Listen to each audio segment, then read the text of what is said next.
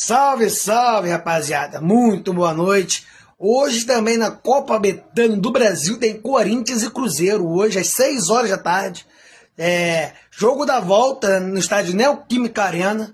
O Corinthians ganhou de 1-0, gol do Memphis Depay e joga pelo empate. Então, simples empate garante Corinthians na grande final. Já o Cruzeiro é a mesma situação do Fluminense.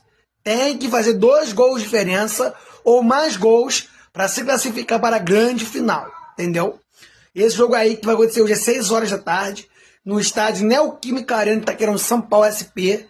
Transmissão da TV Globo, Sport TV e Amazon Prime Video. Então, semifinal 1, jogo da volta, jogo 2 de 2. Não vai perder, hein?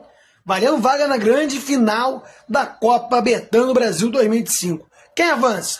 Corinthians ou Cruzeiro? E aí, tamo junto e até mais. Valeu, salve tricolores.